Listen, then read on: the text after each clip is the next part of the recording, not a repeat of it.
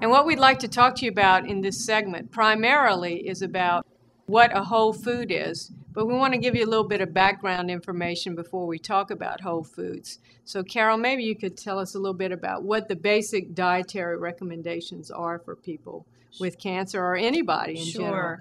The basic recommendations center around a plant-based diet. And a lot of times when you say that to people, they automatically suspect that you mean a vegetarian diet. You can still include some healthy portions of meat, but what it means is that you are centering the majority of the foods you eat on whole plant foods and getting away from things that are processed or refined. And so that's kind of what we mean when we talk about getting toward whole foods and a plant-based diet, is getting food in the way nature intended. Great. And eating whole foods is one of the first principles of health supportive eating. There are 8 basic principles of healthy eating or healthy food selection, and that is eating whole foods, fresh, natural, local, seasonal, in harmony with tradition, balanced, and the last is delicious. And we're going to focus right now on what is a whole food. Let's talk about whole grains and the difference between a whole grain and a refined grain. On this plate you see brown rice and you see white rice.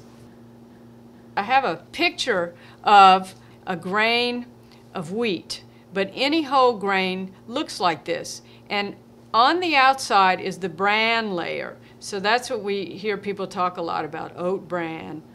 Then you have the germ layer, which is this little squiggly layer at the bottom. And it doesn't mean there are germs in it, like viruses or bacteria. What it means is that's the part of the plant that germinates. And if you soak it in water for a few days and then let it get warm, it will sprout because it's still alive. And then the internal layer of the grain is what we call the endosperm. And that's the starchy part. That's what white rice is. It's totally endosperm without the bran and the germ. Well, take a look at this slide now. You'll see what nutrients are in what part of the grain. And the bran and the germ have your phytonutrients and your essential fatty acids and the fiber. And there aren't a lot of calories in the bran and the germ layer. Endosperm layer is mostly starch, some of your protein, and no fiber and essentially no phytonutrients.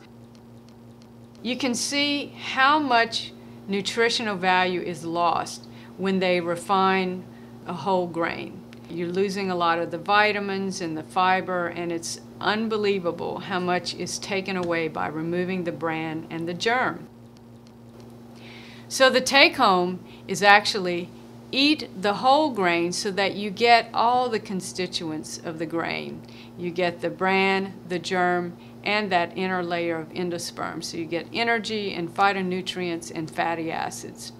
Why don't we take a look at some whole grain products over here, Carole? Maybe you can tell us a little bit about some of these. Well, we have whole grain pasta. This is a brown rice pasta, and not all pasta has to just be refined white flour. You get a lot more iron, you get a lot more fiber and vitamins from a whole grain pasta. And here we have millet, which is a whole grain, and you know most people are used to having that in their bird feeders, but it can be used in a variety of recipes as well. And this is quinoa, which is an increasingly more popular whole grain, but a very unique whole grain in that it's a complete source of protein, and it's very easy to cook, just like white rice in terms of time and preparation. So delicious whole grain that's very easy to cook. Yeah. And of course there are a lot more whole grains, and if you ever want to call up me or Carole, we can tell you about that. And if you look at this slide, you can see some other examples of whole grain products. One of the things that I'll tell patients when they ask me, tell me one thing that I could do that would really give me a lot of protection in terms of my diet, the first suggestion I'll give them is to up their fruits and vegetables and eat more. And as you see here, we've got a variety of very richly, beautifully colored fruits and vegetables. And we often hear people say that you should eat a rainbow of fruits and vegetables, because all these fruits and vegetables have nutrients in them that seem to work together beautifully to offer protection. So eating foods in whole form is what we're encouraging, and 5 a day is what people hear, but really the recommendation is anywhere from 7 to 9 and up. Well, Carole, what about, lots of people drink juice. They think it's such a healthy alternative to drinking sodas. Is drinking juice better than eating a whole apple, or is drinking juice eating a whole food? Well, no, the juice would not be a whole food because we've processed it and we've squeezed the juice out of it. So, in a lot of juices today, they add sugar to them. So in terms of it being higher in nutrients than the whole food apple, it's probably not going to have as many nutrients. We know it certainly doesn't have the fiber that the skin of this apple gives you, or some of the fiber inside of it even gets pressed out when it's made into juice. So the apple is the whole food, and this is organic, so I can eat the skin too. Yes, you can. Yeah, and if you take a look at this slide, you're going to see why they recommend an apple a day. Incredible.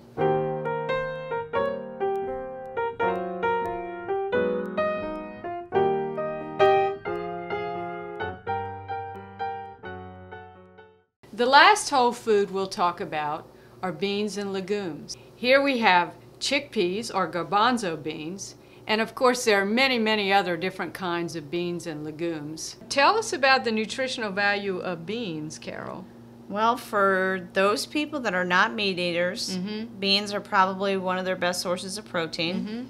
Beans also have one advantage over meat in that they offer fiber as well. Okay. And they also offer iron. For a lot of people that choose not to eat meat, you can still get a lot of iron in your diet through eating beans. Fiber, protein, vitamins, and a decent substitute for meat if you choose to go meat-free. They have to be cooked. You could buy them already canned.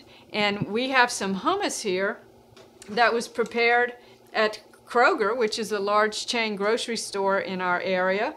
And so you don't necessarily have to make the hummus yourself, but this is actually a whole food. It's just this being cooked and then blended up with lemon juice and tahini and salt. Tahini comes from sesame seeds.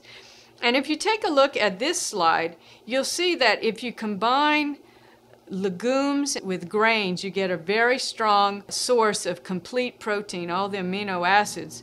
And you put a little hummus on this cracker, and I'm going to let Carole enjoy it, but that makes a complete protein amidst all the other goodness.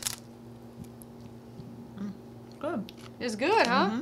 All right, so that would make a great snack, or if you're having a meal and you want it really light, you could put a little hummus on some pita bread or even some of that sprouted grain tortilla, and you have a delicious snack or meal. So hopefully now you have a little better understanding of what a whole food is. Again, it's not eating a whole lot of food, it's eating rich, nutrient-dense whole foods, such as grains and beans and fruits and vegetables and animal sources of good protein.